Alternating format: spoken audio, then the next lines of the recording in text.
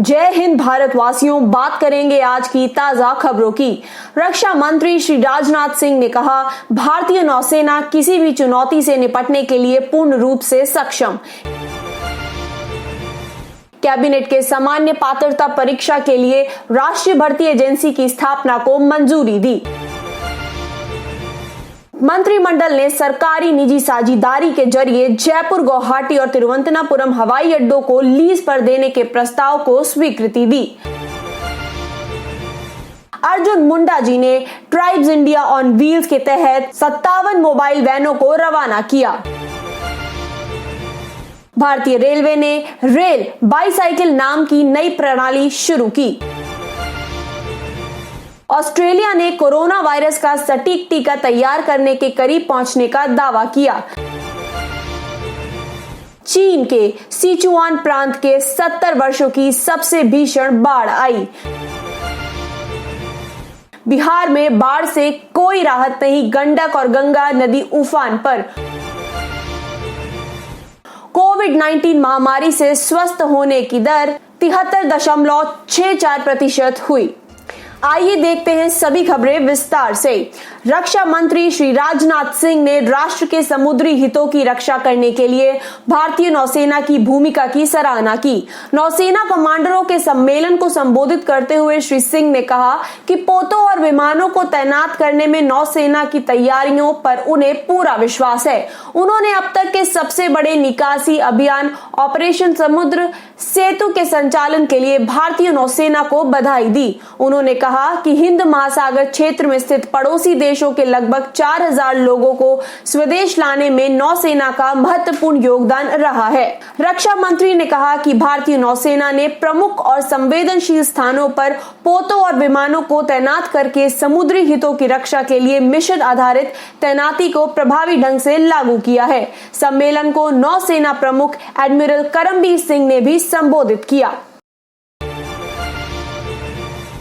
मंत्रिमंडल ने सामान्य पात्रता परीक्षा के लिए राष्ट्रीय भर्ती एजेंसी की स्थापना को मंजूरी दे दी है।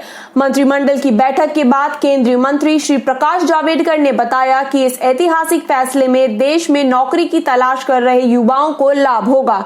उन्होंने कहा कि इससे लंबे समय से की जा रही युवाओं की मांग पूरी होगी। राष्ट्रीय भर्ती एजेंसी ग्रुप बी और ग्रुप सी के गैर तकनीकी पदों के लिए उम्मीदवारों के चयन के वास्ते सामान्य पात्रता परीक्षा आयोजित करेगी। इस एजेंसी में रेल तथा वित्त मंत्रालय, कर्मचारी चयन आयोग, रेलवे भर्ती बोर्ड और बैंक कार्मिक चयन संस्थान के प्रतिनिधि होंगे।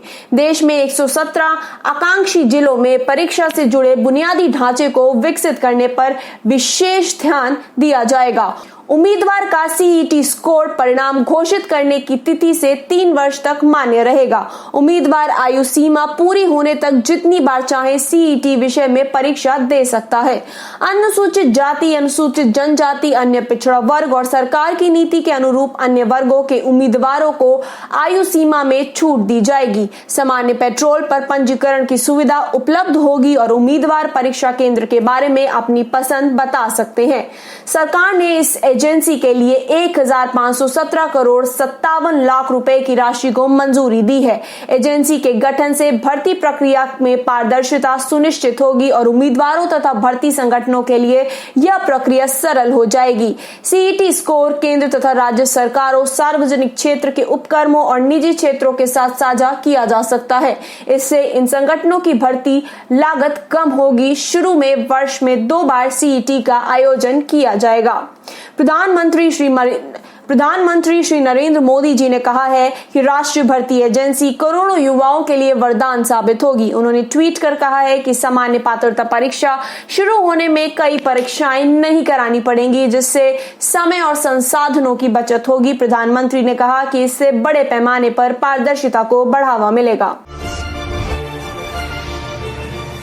प्रधानमंत्री श्री नरेंद्र मोदी की अध्यक्षता में हुई मंत्रिमंडल की बैठक में भारतीय हवाई अड्डा प्राधिकरण के 3 हवाई अड्डों को सार्वजनिक निजी भागीदारी पीपीपी के जरिए लीज पर देने के प्रस्ताव को भी मंजूरी दी गई। ये हवाई अड्डे हैं जयपुर, गुवाहाटी और तिरुवनंतपुरम। इन परियोजनाओं से सार्वजनिक क्षेत्र के लिए आवश्यक निवेश जुटाने के अलावा सेवाओं, व्यवसाय, कुशलता, विशेषज्ञता और उद्यमिता में दक्षता आएगी।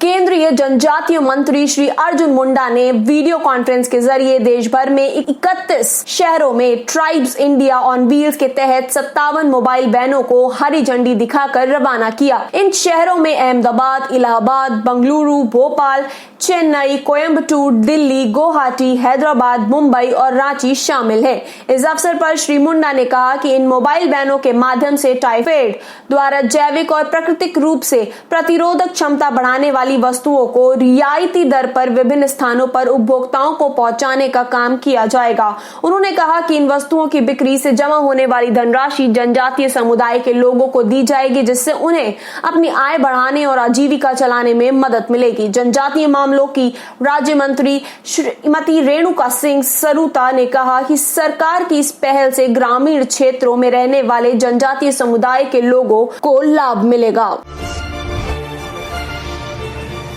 भारतीय रेलवे ने यात्रियों की सुरक्षा सुनिश्चित करने के लिए रेल बाईसाइकिल नाम की नई प्रणाली शुरू की है, जिसके जरिए रेल पटरियों की जांच, निगरानी और मरम्मत के लिए तकनीकी कर्मचारी निर्धारित स्थान तक पहुंच सकेंगे।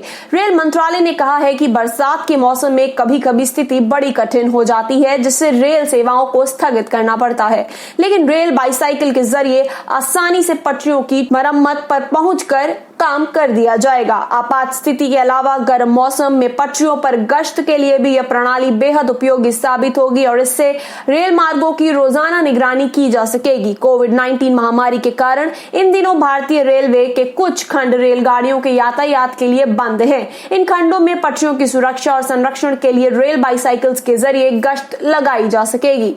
रेल बाईसाइकिल का वजन करीब 20 किलोग्राम होता है, जिसे एक व्यक्ति आसानी से उठा सकता है।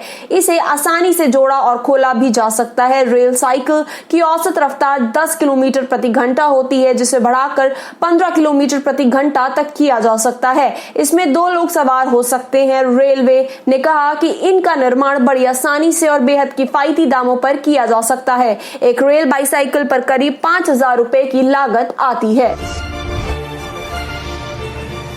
ऑस्ट्रेलिया ने दावा किया है कि वह कोरोना वायरस की सटीक वैक्सीन तैयार करने के करीब पहुंच गया है और वह अपनी 2.5 करोड़ की आबादी को इसकी मुफ्त खुराक देने में सक्षम होगा।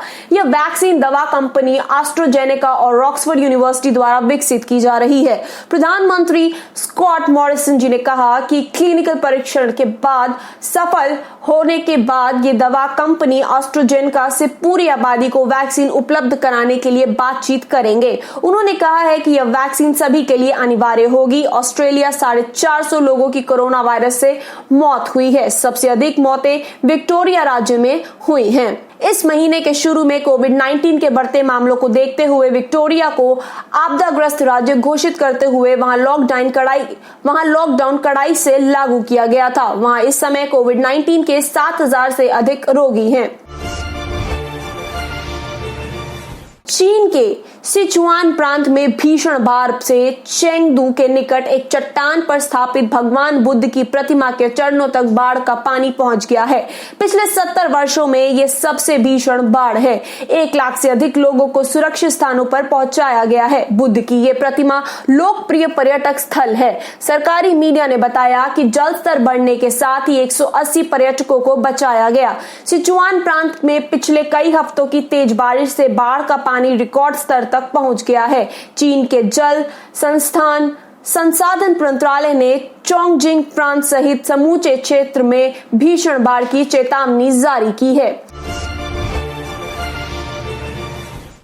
बिहार में बाढ़ की स्थिति वैसी ही बनी हुई है। गंडक और गंगा नदी में जल स्तर उफान पर होने से इसका पानी नए इलाकों में प्रवेश कर गया है। मध्य प्रदेश के बनसागर बांध से 1,80,000 क्यूसेक पानी छोड़ा गया। इसके कारण रोहतास, अरवल और पटना जिला प्रशासन को सतर्क कर दिया गया है। राज्य में 16 जिलों के 81 लाख से भी अधिक लोग बाढ़ की चपेट में हैं। सबसे ज्यादा प्रभावित दरभंगा जिला है, जहां 20 लाख से भी ज्यादा लोग बाढ़ की विभीषिका से पीड़ित हैं। मुजफ्फरपुर में 19 लाख से अधिक, जबकि पूर्वी चंपारण जिले में 10 लाख से अधिक लोग इससे प्रभावित हुए हैं। राज्य में पिछले 24 घंटे के दौरान बाढ़ से जुड़ी विभिन्न घटनाओं में 37 लोगों की मौत हो गई है। 50,000 से ज्यादा लोगों को सुरक्षित स्थानों पर पहुंचाया गया है। कोविड-19 से निपटने के सरकार के सही समय पर किए गए प्रयासों के कारण देश में अब तक 20 लाख से अधिक लोग इस संक्रमण से ठीक हो चुके हैं। संक्रमण से ठीक होने की दर अब बेहतर होकर 73.64 तक पहुंच गई है। पिछले 24 घंटों में देश में 60,000 से ज्यादा लोग इस बीमारी से उबर चुके हैं। यह एक दिन में ठीक होने वाले लोगों की सबसे अधिक संख्या है। आइए इसी के साथ बात करते हैं विश्व और भारत के कोरोना वायरस मामलों की। बात करें विश्व की तो विश्व भर में कोरोना वायरस के मामले 2.2 करोड़ से पार हो चुके हैं। वहीं मृत्यु का आंकड़ा 7.9 लाख से पार हो चुका है। बात करें रिकवरी की तो 1.5 करोड़ से ज्यादा लोग रिकवर हो चुके हैं। बात करें भारत की तो भारत विश्व में तीसरे स्थान पर है, जहां 28 लाख से ज्यादा लोग कोरोना वायरस से संक्रमित हो चुके हैं। वहीं 53,000 से ज्यादा लोगों की मृत्यु हो चुकी है और 20 लाख से ज्यादा लोग रिकवर हो चुके हैं। आज की खबरों में इतना ही। बने रहें डिफेंस इंडिया न्यूज के साथ। नमस्कार।